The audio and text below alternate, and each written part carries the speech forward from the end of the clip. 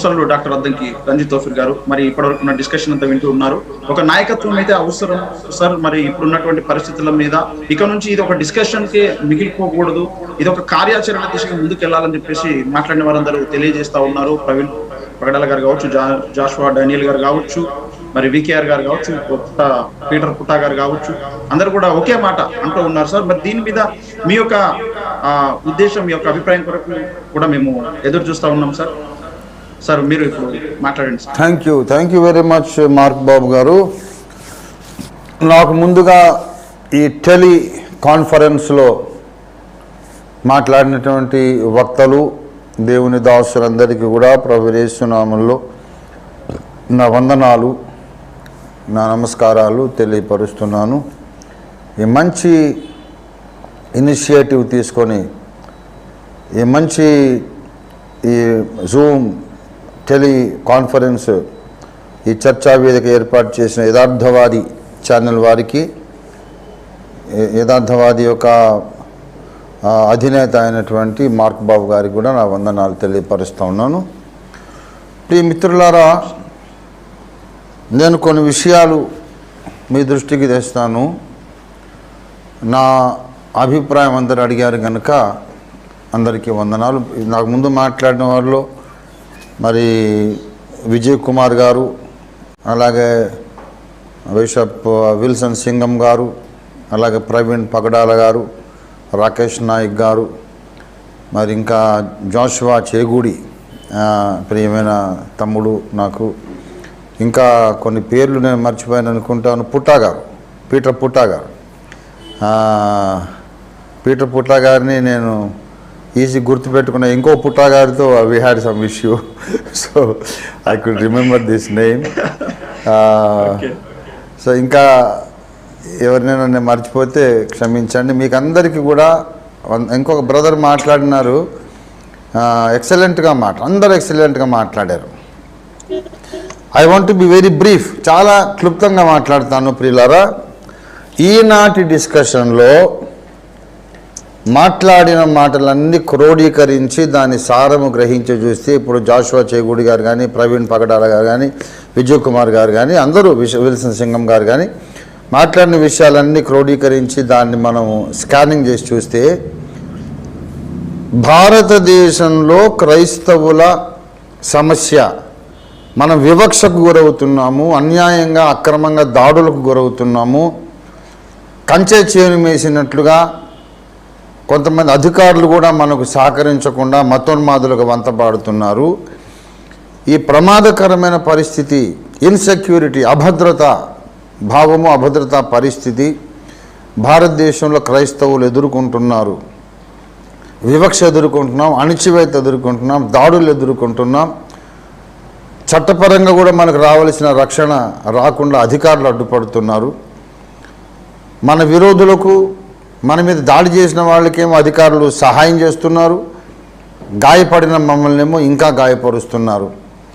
ఇలాగ క్రైస్తవ సమాజం గాయపడుతూనే ఉంది. మరి ఈ పరిస్థితికి ఇప్పుడు మనం చేసిన ఈ చర్చ ఆల్మోస్ట్ 99% పరిష్కారానికి దగ్గరగా వచ్చేసామని నేను ప్రకటిస్తున్నాను. We have almost hit the target. ఎక్సలెంట్గా మాట్లాడారు. నేను అనుకుంటాను హనీ జాన్సన్ గారిని వాళ్ళు అరెస్ట్ చేయడము 100% రాంగ్. అది తీవ్రంగా దాన్ని ఖండిస్తున్నాము.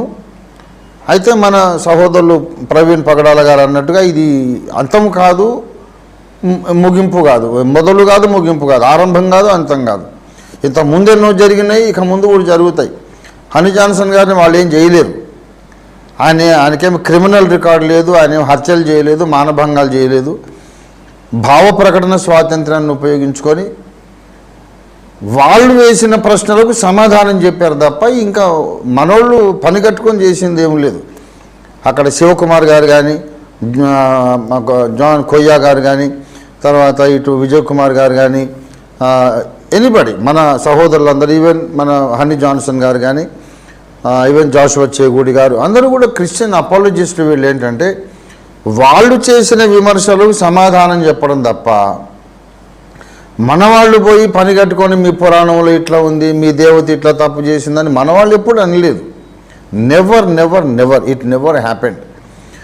మనము వేరే వాళ్ళ గ్రంథాలు ఎందుకు కోట్ చేస్తామంటే అందులో లోపాలు చూపడానికి కాదు, యేసును చూపడానికి. పండిత్ ఫ్రాన్సిస్ గారు మొదలుకొని ఇప్పటిదాకా కూడా ఇతరుల మత గ్రంథాలు క్రైస్తవుడు ఎందుకు ఎత్తుకుంటాడంటే అందులో యేసును చూపడానికి. యేసును మనం చూపిస్తుంటే వాళ్ళకు ఒళ్ళు మండి, మనం యేసును చూపిస్తున్నాం సక్సెస్ఫుల్గా, వాళ్ళకు ఒళ్ళు మండి బైబిల్లో లోపాలు ఉన్నాయి, తప్పుల తడక, బూత్ పుస్తకం, లోతు కుమార్తెలు ఇలా చేశారని వాళ్ళు వ్యర్థ విమర్శలు మొదలుపెట్టారు. వాళ్ళు వ్యర్థ విమర్శలు మన మీద చేయడం ఎలా ఉన్నదంటే అద్దాల మేడలో కూర్చొని బయటోడి మీద రాళ్ళు రువ్వినట్టు. వాళ్ళు అద్దాల మేడలో కూర్చున్నారు, రోడ్డు మీద పోయి వాని మీద రాయేశారు. వాడు ఒక రాయేస్తే మేడ మొత్తం కూలిపోతుంది. ఇప్పుడు జరిగింది అదే. మనము యేసును చూపించడానికి ఇతర మత గ్రంథాలు కోట్ చేస్తే వాళ్ళు మా గ్రంథాలు వాడుకుంటారా మీరు అనే కక్షతో బైబిల్లో అంత తప్పులు ఉన్నాయి, యేసు ఎవరికి పుట్టాడో తెలియదు అని భయంకరమైన దూషణలు చేశారు. మరి నా తల్లిని దూషిస్తే, నా తండ్రిని దూషిస్తే నేను ఊరుకుంటానా? రోషం రాదా ఎవరికైనా? యేసు ప్రభువును బైబిల్ను భయంకరంగా దూషించి అవమానకరంగా మాట్లాడుతుంటే మన సహోదరులు కొంతమంది జవాబు ఇవ్వడం మొదలుపెట్టారు. వాళ్ళు తిట్టింది తప్పు కాదు, కానీ మనము డిఫెండ్ చేసుకున్నది, ఎక్స్ప్లెనేషన్ ఇచ్చింది తప్పైంది. ఇదంతా కూడా ఒక దుర్మార్గమైన చర్య, ఇది కుట్ర, ఇది పిరికితనం. యాక్చువల్గా నేను ప్రకటిస్తున్నాను ఇప్పుడు, ఇది పిరికి చర్య.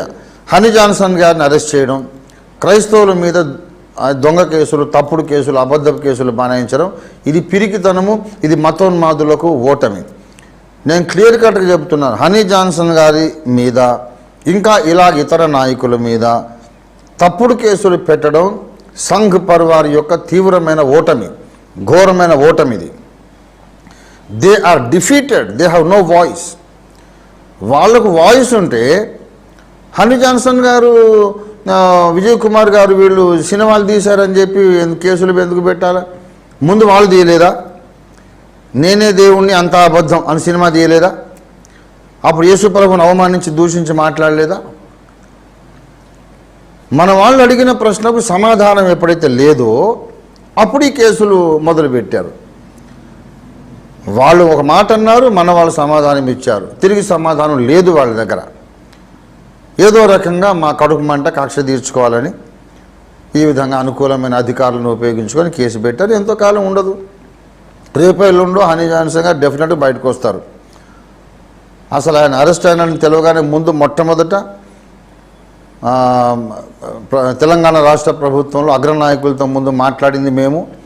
అసలు ఏమైంది, ఏం సంగతి, హోం మంత్రి మొదలుకొని లోకల్ నాంపల్లి పోలీస్ స్టేషన్ వరకు, ఏ పోలీస్ స్టేషన్ తీసుకెళ్తున్నారు, ఇంకా దారిలో ఉన్నారు, ఆయన ట్రైన్లో ఉన్నారు, ఇంకా దారిలో ఉన్నారు. ఆయన ఎక్కడ ల్యాండ్ అవుతారు, ఎక్కడ తీసుకెళ్తారు, అక్కడ అడ్వకేట్లను తీసుకెళ్ళి, మన కార్యకర్తలను తీసుకెళ్ళి రాష్ట్రీయ క్రైస్తవ పరిషత్ పక్షంగా పనిచేశాం. అయినా సరే వాళ్ళు చెప్పారు, సార్ ఆల్రెడీ ఎఫ్ఐఆర్ బుక్ అయిపోయింది, తప్పదు, రిమాండ్లో ఉండాలి, కోర్టులో బెయిల్ తీసుకోండి అని చెప్పి కుట్రపూర్వకంగా చేశారు. We are involved. ఈరోజు మళ్ళా బెయిల్ రాకుండా ఆపారు. బెయిల్ రాకుండా ఆపితే వెంటనే నేను మానవ హక్కుల హ్యూమన్ రైట్స్ కమిషన్ వాళ్ళని సంప్రదించాను. హ్యూమన్ రైట్స్ కమిషన్ లీగల్ అడ్వైజర్ని సంప్రదించి దీన్ని ఏ విధంగా చేయాలనే సంగతి వర్కౌట్ చేస్తున్నాం. We are doing practically. మేము ఊరుకోము. హనీ జాన్సన్ గారికి కాదు ఇది అవమానమైంది, మొత్తం క్రైస్తవ సమాజమే గాయపడింది. వాళ్ళ భారతీయ క్రైస్తవ సమాజం గాయపడిందండి. దీన్ని ఎలా వదిలేస్తాం మేము? నేను వదలను, మీరు వదలరు, ఎవరు వదలరు. ఇవాళ నేను చెప్తున్నాను, హనీ జాన్సన్ గారు ఇవాళ అరెస్ట్ అయినారు, రేపు వచ్చేస్తారు, బయటకు వచ్చేస్తారు. ఆయన ఎవరేం చేయలేరు. ఆయన మీద ఎవరైనా ఇంకా దుర్మార్గంగా ప్రవర్తించకుండా, ఆయన ఫిజికల్గా ఏమి హ్యాండిల్ చేయకుండా కూడా 1000 కళ్ళతో చూస్తూ ఉన్నాం. ఆల్రెడీ ఒక అడ్వకేట్ని ఇన్వాల్వ్ చేశాం, ఇవన్నీ చేస్తున్నాం. వారు బయటకు వచ్చేస్తారు, అది అసలు సమస్య కాదు. కానీ ఇలాంటి కేసులు మళ్ళీ ఇంకోరి మీద అవుతాయి. దీనికి పరిష్కారం ఏంటి? ఇంకెన్నాళ్ళు ఇది సాగాలి అనే పాయింట్ మీద మార్క్ బాబు గారు ఈ మంచి వేదిక ఏర్పాటు చేశారు. ఈ వేదిక మీద నేను చెప్తున్నాను, ఈ వేదికను మతోన్మాదులు కూడా చూస్తున్నారు. కాబట్టి వాళ్ళు కూడా చెప్తున్నాను నేను, మీరేమి ఇట్లా మీరు నిఘా వేసి ఇంకొకరి దగ్గర నుంచి ఏదో మీరు యథార్థవాదిలో చూసి వీళ్ళు ఏం మాట్లాడుకుంటున్నారు, ఏం యాక్షన్ తీసుకుంటున్నారని మీరు చూసి మీరు పెకలించేదేమి లేదు ఇక్కడ. మీరు అనవసరం మీరు మూసుకొని వెళ్ళిపోవడం మంచిది.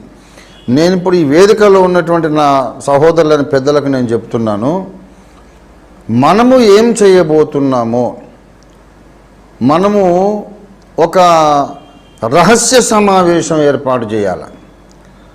మనము ఈ మతోన్మాదాన్ని, మన మీద ఉన్న వివక్షను, జరుగుతున్న అన్యాయాలను ఎలా ఎదుర్కోబోతున్నామో, మన వ్యూహం ఏంటో పబ్లిక్ వేదిక మీద చెప్పాల్సింది కాదు. మనం ఒకటి అనుకుందాం, మనం అందరం కలిసి పనిచేద్దామండి, అందరం కలిసి పనిచేద్దాం. నేను ఎట్లాగో ముందే ఉంటాను, నా వెనుక ఎవరిన ఉన్నా లేకున్నా నేను ఒకరినైనా ఫైట్ చేస్తాను. That everybody knows. అందరూ ఉంటే సంతోషం, ఇంకా బలంగా పనిచేస్తాం. అందరూ నన్ను వెలివేసినా వెళ్ళగొట్టేసినా నేను ఎట్లాగో వన్ మ్యాన్ ఆర్మీలాగా ముందుకు వెళ్ళిపోతాను. 42 సంవత్సరాల సేవది. అందరూ కలిసి వస్తే చాలా సంతోషం. కానీ ప్రియులారా, ఒక మాట, మనము కలిసి ఏం చేయబోతున్నామో అది అందరికీ తెలియాల్సింది కాదు. మనం సీక్రెట్గా పకడ్బందీ వ్యూహంతో మనము ఈ మతోన్మాదాన్ని ఎదుర్కొందాము. ఇప్పుడు నేను పాయింట్ బై పాయింట్ చెప్తా, ఒక 2-3 నిమిషాలు తీసుకొని ముగించేస్తాను. ప్రవీణ్ పగడాల గారు ఒక మాట అన్నారు, మనము డిసైసివ్ ఫ్యాక్టర్ కావాలి. పాలిటీషియన్స్ వచ్చి ఎలక్షన్ టైంలో క్రైస్తవ సంఘాలకు సభలకు వచ్చి ప్రైజ్ ద లార్డ్ అంటారు. వారు వచ్చి, ఎందుకంటే అత్యధిక జనాభా అక్కడ ఓటర్లు వారు దొరుకుతారు. వచ్చినప్పుడు మనము డిసైసివ్ ఫ్యాక్టర్ కావాలి అన్నారు ఆయన. I know what he means, or maybe I guess almost correctly what he means. Decisive factor అంటే ఏ విషయంలో అంటే డిసైసివ్ ఫ్యాక్టర్ ఆఫ్ ద ఎలక్టరేట్లో మనం డిసైసివ్ ఫ్యాక్టర్ కావాలా. అంటే అర్థం ఏంటంటే, క్రైస్తవులము ఈ నియోజకవర్గంలో ఇన్ని వేల ఓటర్లం ఉన్నాము, మా ఓట్లు మీకు కావాలన్నా అక్కర్లేదా? ఆ స్థానిక ఎమ్మెల్యే కానీ ఎంపీ కానీ ఎవరైనా కానీ వాళ్ళను మనం అడగాలి. మేమంతా కలిసి ఒక ఓటు బ్యాంక్ అయినాం, మాకు నాయకత్వం ఉంది, మేము ఎవరికి కావాలంటే వాళ్ళకు ఓట్లు వేస్తాం, మా ఓట్లు మీకు కావాలన్నా అక్కర్లేదా? ఓట్లు కన్సాలిడేట్ చేసి ఓట్లన్నీ సమకూర్చగలిగితే పొలిటీషియన్స్ మన మాట వింటారు. ఈ సంగతి ప్రవీణ్ పగడాల గారు చెప్పారు. ఇప్పుడు సిక్కులు మనకంటే తక్కువ మైనారిటీ, స్మాలర్ ఇన్ నంబర్. వాళ్ళు చెప్తే అందరూ వింటారు, కేంద్రం వింటుంది, రాష్ట్రం వింటుంది. ఎందుకంటే వాళ్ళకు ఓటు బ్యాంకు, ముస్లిం యొక్క ఓటు బ్యాంకు. ఇప్పుడు సిక్కుల వాళ్ళేమో సత్ శ్రీ అకాల్, మనం అందరం కలిసి ఒకటి ఉండాలని అంటే వాళ్ళు కలిసి ఒక ముద్రకు ఓటేస్తారు. ముస్లిమ్స్ అందరూ అల్లాకే నాంపే అని ఒక ఓటేస్తారు. క్రైస్తవులందరం కలిసి ఒక ఓటు వేద్దామంటే నీకు అన్య భాషలు వస్తే రాదని ఒకరు అంటారు, నువ్వు గాజులు వేసుకున్నావా తీసావని ఒకరు అంటారు, మీరు తెల్ల బట్టలా నల్ల బట్టలు అని ఒకరు అంటారు, మీరు ముంచడమా చిలకరించడమా అని ఒకరు అంటారు. క్రైస్తవులు 101 గ్రూపులు. ఎవరి సిద్ధాంతం వాళ్ళకు ఉండనియండి. ఎన్నికల సమయంలో మనం ఒక ఓటు బ్యాంక్గా ఉందాము అని ఎందుకు అనుకోరు? అలా అనుకోవాలి, అనుకొని తీరాలి. అది నీడ్ ఆఫ్ ది అవర్ ఏంటంటే, రాజకీయ నాయకులను కూడా మనము శాసించగలగాలి, నడిపించగలగాలి. అంటే వాళ్ళు మన కొరకు పనిచేసేటట్టుగా మనం ఒత్తిడి చేయగలగాలంటే మనం ఒక ఓటు బ్యాంకుగా ఉండాలి. దీన్నే అంబేద్కర్ గారు ఏం చెప్పారంటే, రాజ్యాధికార సాధనే ఏకైక మార్గము. దళితులు కానీ బలహీన వర్గాలు కానీ రాజ్యాధికార సాధన ప్రక్రియలో ఉండాలి. అంటే మనం ప్రైమ్ మినిస్టర్ అయిపోతాము, చీఫ్ మినిస్టర్ అవుతామని కాదు. ఆ ప్రైమ్ మినిస్టర్లు, చీఫ్ మినిస్టర్లు ఏ ప్రక్రియలో తయారవుతారో అందులో మనం ఉండాలి. మనం నిలబడతాం, ఓడిపోతాం, పర్వాలేదు. కానీ మనకంటూ కొన్ని ఓట్లున్నాయి అనే సంగతి ఎలక్టరేట్లో మనం ఒక స్ట్రాంగ్ సెక్షన్ అనేది సిస్టమ్కి తెలిసిపోవాలి, సమాజానికి తెలిసిపోవాలి. రాజ్యాధికార సాధన ప్రక్రియ, ఒక పార్టీ రిజిస్టర్ చేయడం, ఎన్నికల్లో నిలబడడం, ఓట్లు అడగడం, తక్కువ వస్తే ఓడిపోతాం, ఎక్కువ వస్తే గెలుస్తాం, పర్వాలేదు. But we are there in the race. ఆ రేస్లో అయితే ఉన్నాం అనే స్టాండ్ మనం తీసుకుంటే బలమైన సందేశం సమాజంలోకి వెళ్తాం. అందుకొరకే నేను ఒక నేషనల్ పార్టీ రిజిస్ట్రేషన్ చేసి ఈవెన్ వారణాసిలో నరేంద్ర మోడీ గారి యొక్క సొంత నియోజకవర్గం వారణాసి కాశీలో కూడా ఒక ఓంకార్నాథ్ అనే ఒక పాస్టర్ గారిని నిలబెట్టాను నేను ఇండియా ప్రజాబంధు పార్టీ పక్షంగా.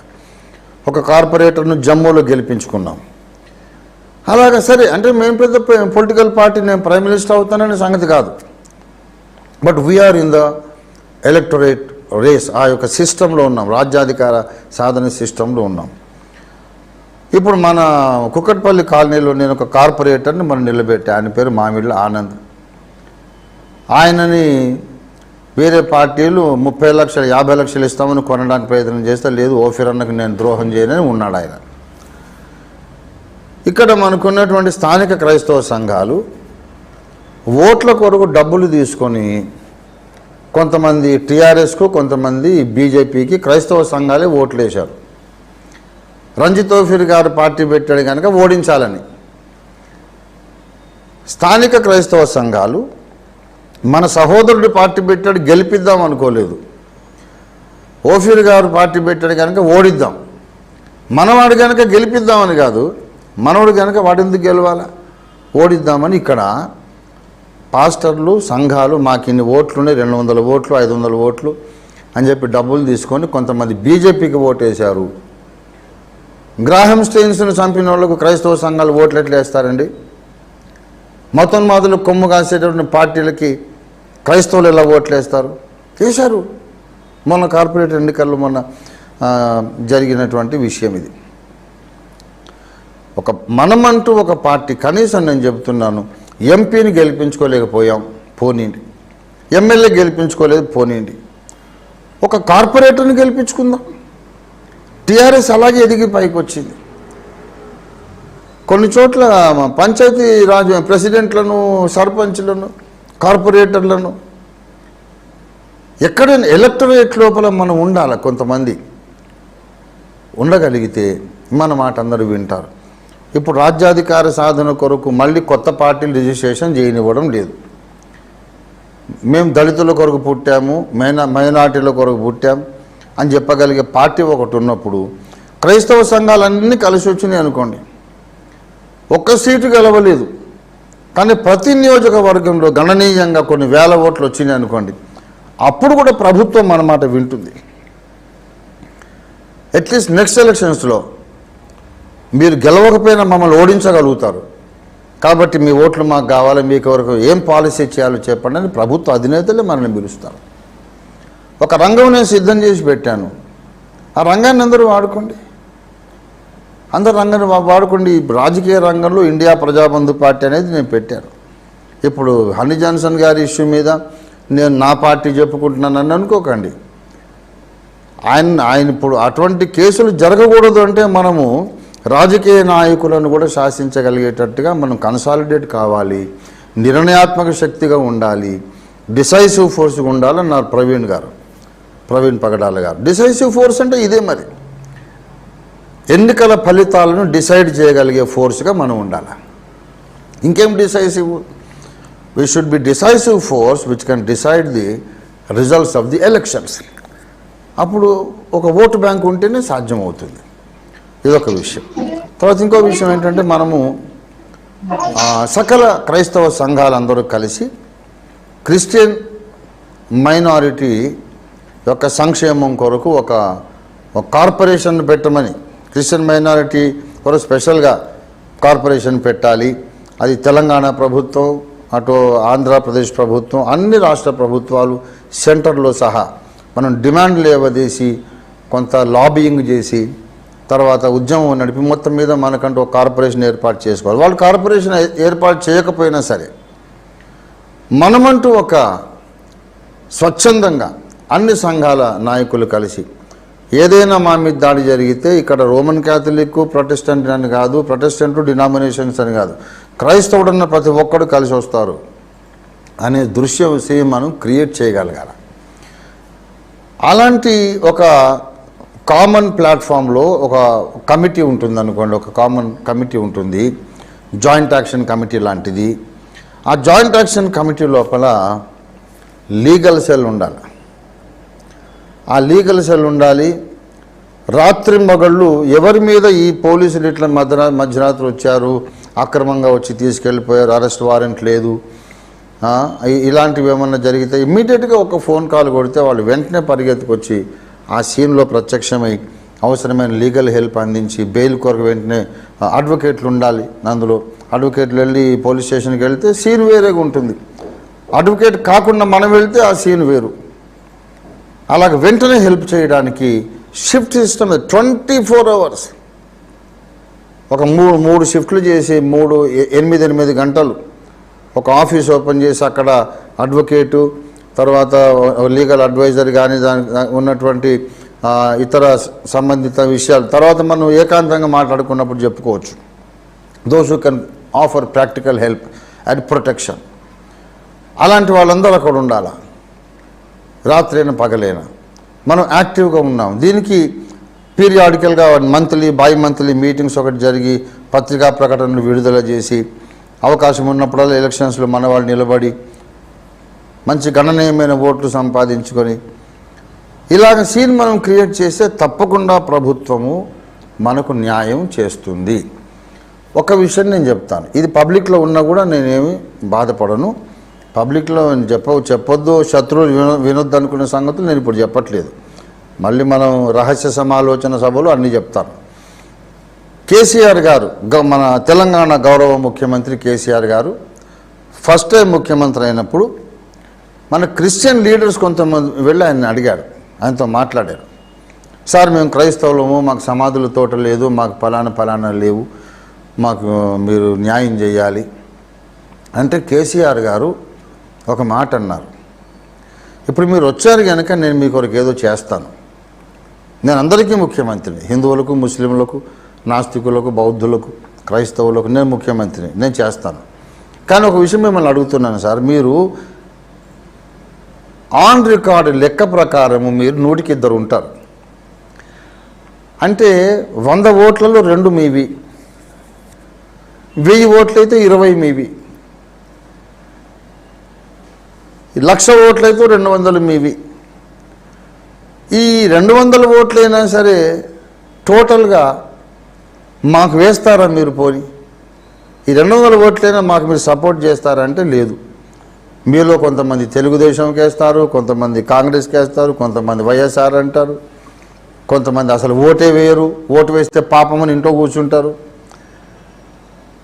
మరి మీ కొరకు మేము ఏదన్నా చేస్తే ఈ 2% ఓట్లని మాకు వస్తే నమ్మకం మాకు లేదు, రావు అనే నమ్మకం ఉన్నది. ఈ 2% ఓట్లకు ఏదన్నా ఫేవర్ చేసి 98% ఓట్లను నేను ఎందుకు శత్రువు చేసుకోవాలని అడిగాడు ఆయన. 2% వాళ్లకు నేను మేలు చేసి 98% ఓటర్లను నాకు శత్రువులు చేసుకొని దూరం చేసుకోవడము ఇది పొలిటికల్లీ కరెక్టా అని అడిగారు. మనందరం దీనికి ఇంటెలిజెంట్ పీపుల్ సమాధానం చెప్పగలం. మనమే కేసీఆర్ గారి ప్లేస్లో ఉంటూ కూడా ఏం చేయలేము. ఇప్పుడున్న మన అందరూ కూడా ఇఫ్ యూ ఆర్, ఇప్పుడు మన వికేఆర్ గారు ఉన్నారు, ప్రవీణ్ గారు ఉన్నారు, మార్క్ బాబు గారు ఉన్నారు, నేనున్నాను. మనలో ఎవరన్నా ముఖ్యమంత్రి అయితే ఒక 2% ఓటర్ల కొరకు హెల్ప్ చేయడానికి 98% ఓటర్లను శత్రువులు చేసుకుంటామా? మనం చేసుకుంటే మనం పొలిటికల్గా సక్సెస్ కాదు. కాబట్టి ఏ రాజకీయ నాయకుడైనా మనకు సహాయం చేయాలి అంటే, సిస్టమ్ మనకు సహాయం చేయాలంటే మనము ఎలక్టోరేట్ లోపల, ఎన్నికల వ్యవస్థ లోపల, ఓటర్ల లోపల ఒక నిర్ణయాత్మక శక్తిగా ఉండాలంటే ఒక వేదిక ఉండాలి. మరి ఉన్నదాన్ని ఎలా వాడుకుంటారో మరి చూడండి. అది అట్లీస్ట్ నెక్స్ట్ ఎలక్షన్స్లో మనం తడకా చూపిద్దాం. అదొకటి. తర్వాత ఈ బెయిల్ తీసుకునే విషయంలో డిపార్ట్మెంటే ఇల్లీగల్గా బిహేవ్ చేసినప్పుడు, గవర్నమెంట్ కూడా ఇల్లీగల్గా ఒకవేళ ప్రవర్తించినప్పుడు దాని మీద కూడా మనము హైకోర్టుకి వెళ్ళి ప్రభుత్వ విధానాల మీద కూడా హైకోర్టును మనం ఆశ్రయించి అక్కడ ఒకవేళ చెల్లకపోతే సుప్రీంకోర్టు దాకా వెళ్ళి ఈ రకమైన అరెస్టులు ఇలాగ చేయకూడదు. ఉదాహరణకు 3 రోజులు ఆయన రిమాండ్లో పెట్టిన తర్వాత నిన్న కోర్టులో హాజరుపరిచారు. మండే హాజరుపరిస్తే బెయిల్ కొరకు మన వాళ్ళు పిటిషన్ పెడితే పోలీస్ డిపార్ట్మెంట్ నుండి మాకు ఇంకా 3 రోజులు ఆయన రిమాండ్లో ఉండాలి, మేము ప్రశ్నించాలి అని అన్నారట. నువ్వు ఆల్రెడీ 3 రోజులు లోపల పెట్టుకున్నావు, ఏమేం ప్రశ్నించావు, ఏం సమాధానం వచ్చింది, ఇంకా 3 రోజులు ఎక్స్ట్రా ఎందుకు అడిగావు? పోలీస్ శాఖ వారికి ఆ ముందు 3 రోజులు సరిపోలేదా? ఏమి ఆయన అంత పెద్ద ఉగ్రవాది ఏమున్నాయి ఆయన దగ్గర, ఏం కేసులు ఆయన మీద ఉన్నాయి? సైబర్ క్రైమ్ అంట, అంటే ఆడవాళ్లను ఇది అవమానించే వ్యాఖ్యలు చేశారు అంటే ఆ వ్యాఖ్యల గురించి నువ్వు వారం రోజులు 10 రోజులు ఏమడుగుతావు? ఆయన్ని కేసు బుక్ చేశారు, కోర్టులో మేము కేసు ఫైట్ చేసుకుంటాము, బెయిల్ మీద వదలండి, ఎందుకు లోపల పెట్టి ఇంకా 3 రోజులు? యాక్చువల్గా హనీ జాన్సన్ గారి మీద ఏ కేసులు పెట్టినారో ఆ కేసుల కొరకు ఎక్స్ట్రా రిమాండ్ అడగడానికి అవకాశం లేదు. హనీ జాన్సన్ గారి మీద పెట్టిన కేసులు ఆల్రెడీ రిమాండ్లో ఉన్న తర్వాత 3-4 దినాలు అయినాక బెయిల్ పిటిషన్ కోర్టు ముందుకు వస్తే ఇచ్చిన రిమాండ్ మాకు సరిపోదు, ఇంకా ఎక్స్ట్రా రిమాండ్ ఆయన పెట్టాలి, ఎక్స్ట్రా డేస్ అని అడగడానికి అవకాశము లేదు. అది ఎవరిని గురించి అడగాలంటే పెద్ద ఉగ్రవాద నాయకుడు, ఈయన దగ్గర ఎన్నెన్నో ప్లాన్స్ ఉన్నాయి, దేశమంతా బాంబులు పెట్టి పేల్చేసే ప్లాన్స్ ఉన్నాయి, ప్రజాద్రోహి, దేశద్రోహి, రాజద్రోహి, గవర్నమెంట్కు ద్రోహము, ఇతను దేశానికి పెద్ద పెను ప్రమాదం అన్నంత భయంకరంగా బిన్ లాడెన్ టైపులో ఎవరైనా ఉంటే ఆయనను ఇంకా నాకు ప్రశ్నలు వేయాలండి, ఇంకా ఎంక్వైరీ కావాలా, కొన్ని ఇంకా సమాచారం రాబట్టాలని ఎక్స్ట్రా అడుగుతారు. ఆయన ఏదో భావ ప్రకటన స్వాతంత్రాన్ని ఉపయోగించుకొని వాళ్ళకు సమాధానాలే చెప్పాడు తప్ప ఇండిపెండెంట్గా ఆయనే ముందు తీసుకొని ఇనిషియేటివ్ తీసుకొని ఏం చెప్పలేదే. అడిగిన ప్రశ్నలు చాలవా 4 రోజులు, ఇంకా 3 డేస్ ఎందుకు? డిపార్ట్మెంట్ లోపలనే ఇలాంటి దురుద్దేశపూర్వకమైన నిర్ణయాలు తీసుకున్నప్పుడు దీన్ని టాప్ కోర్టులో మనం ప్రశ్నించాలి. దాని కొరకు ఒక మంచి సమర్థవంతమైన లీగల్ సెల్ ఒకటి మనకు ఉండాలి. కాబట్టి దీన్ని పకడ్బందీగా మనము ఆర్గనైజ్ చేసుకోవాలి. ఎలా ఆర్గనైజ్ చేసుకోవాలనే సంగతి నా దగ్గర అయితే పకడ్బందీ వ్యూహం ఉంది. అందరూ సహకరిస్తే పగడాల గారు 4-5 సంవత్సరాల లోపల అని అన్నారు, ఇంకో 5 years లోపల మనం ఒక బలమైన శక్తిగా ఏర్పడతాం. నేను చెప్తున్నాను 1 సంవత్సరం చాలు. అందరూ సహకరిస్తే 1 సంవత్సరం లోపల క్రైస్తవ నాయకులారా మీ డిమాండ్లు ఏంటో చెప్పండి, మీరు ఇంకా ఎక్కువ ఒత్తిడి తేకండి అని ప్రధానమంత్రి గారు పిలుస్తారు, ముఖ్యమంత్రులు పిలిచి వాళ్ళే పిలిచి కబురు పెట్టి అడిగి సామరస్యంగా ముందుకు పోదాం, మీ డిమాండ్లు ఏంటని అడిగే పరిస్థితి మనం తీసుకొస్తాం తప్పకుండా. 1 సంవత్సరం చాలు, అందరూ కలిసి పనిచేయండి దయచేసి. అసలు ఇంకా ముందుకు ఎలాగెళ్ళాలి? ఇప్పుడు ఎన్నికల సమయంలో నిర్ణయాత్మక శక్తిగా ఉండాలి, అక్రమంగా దాడులు చేసినప్పుడు వెంటనే హెల్ప్ చేయడానికి లీగల్ సెల్ ఉండాలి, ఇంకా ఫిజికల్ ప్రొటెక్షన్ కూడా ఉండాలి. తర్వాత ఇంకొక విషయం ఏంటి, డిపార్ట్మెంట్లోనే అక్రమంగా నిర్ణయాలు చేసినప్పుడు కోర్టులో గవర్నమెంట్ యొక్క విధానాలను కూడా ప్రశ్నించే విధంగా మనం కేసులు వేయాలి. 4వది, మనం జవాబులు ఇచ్చిన దాని మీదనే వాళ్ళు కేసులు పెడితే ఈ జవాబులను ప్రాంప్ట్ చేసినటువంటి అన్పార్లమెంటరీ క్వశ్చన్స్, వాళ్ళు యూజ్ చేసిన లాంగ్వేజ్ దూషణలు, దాని మీద మనం కేసు పెట్టొద్దా?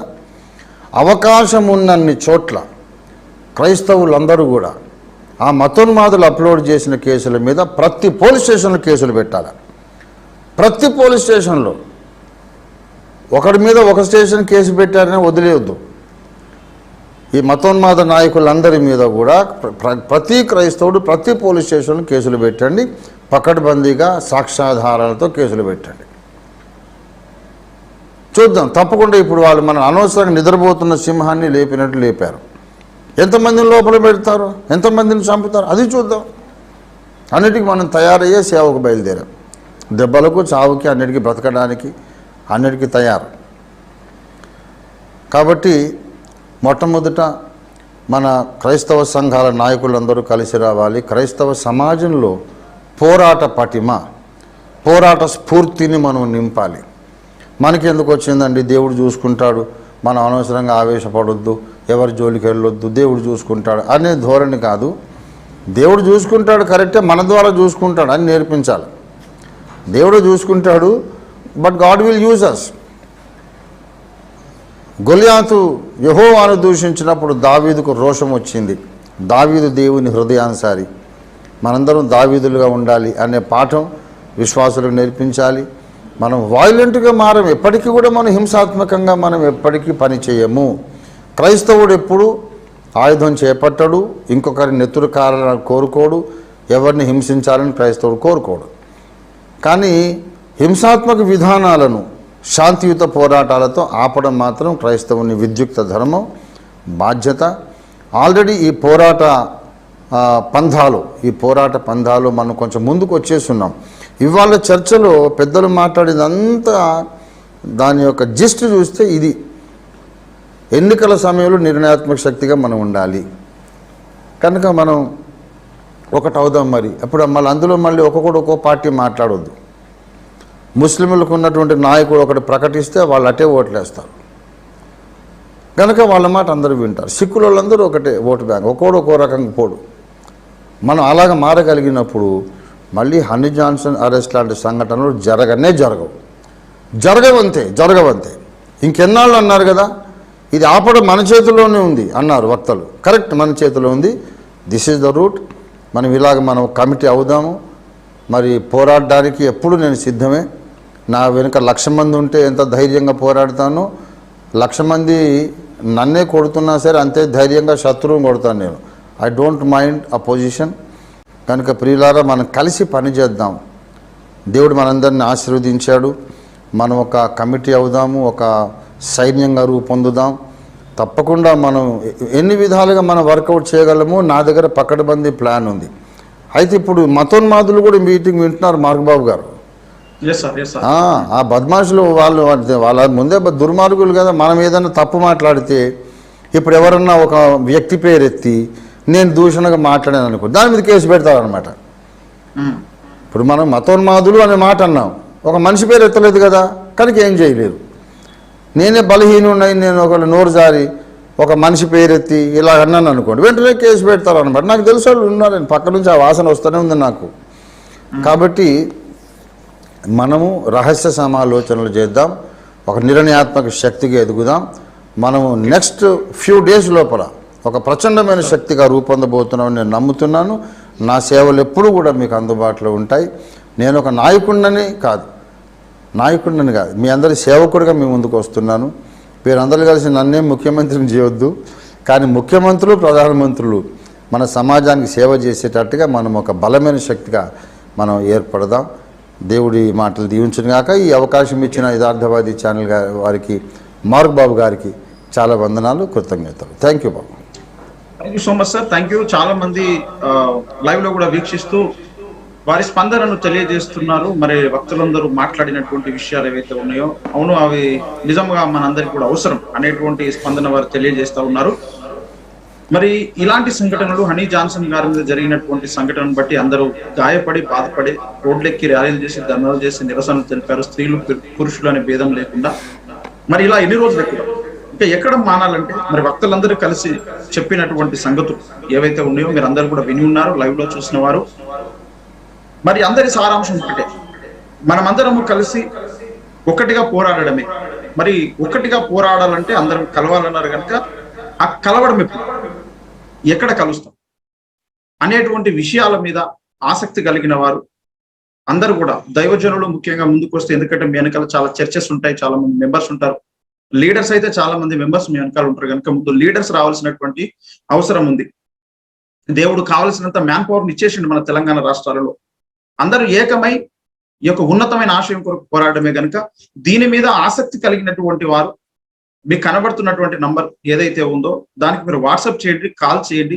ఈ మాట్లాడినటువంటి వక్తలు, మీరు ఆసక్తి కలిగినటువంటి నాయకులు, ఇంకా ఎవరెవరైతే ఉన్నారో అందరూ కలిసి ఒక సమాలోచన చేసి ఏ విధంగా ముందుకెళ్తే బాగుంటుందో అనేటువంటి విషయాలను డిస్కస్ చేయొచ్చు. ఎందుకంటే పెద్దలందరూ కూడా రహస్య విషయాలను మనం పబ్లిక్ లో మాట్లాడకూడదు అనేటువంటి విషయాలను ప్రకటించారు కనుక దీని మీద ఆసక్తి కలిగిన వారందరూ కూడా మీరు తెలియజేసినట్లయితే ఒక రహస్య సమావేశం ఏర్పాటు చేసి దీని మీద తెలియజేసిన కార్యాచరణ కొరకు ముందుకు వెళ్ళడానికి అవకాశం ఉంటుంది. ఇక ఇలాంటి సంఘటనలు ఇక మనం చూసే అవకాశం ఇవ్వద్దు. మరి దాని కొరకు అందరం కూడా సమయత్తం కావాల్సినటువంటి అవసరం ఉన్నది. Thank you so much. మరి ఇంతవరకు మరి ఈ యొక్క లైవ్ లో వీక్షించడం మీ అందరికీ ధన్యవాదాలండి.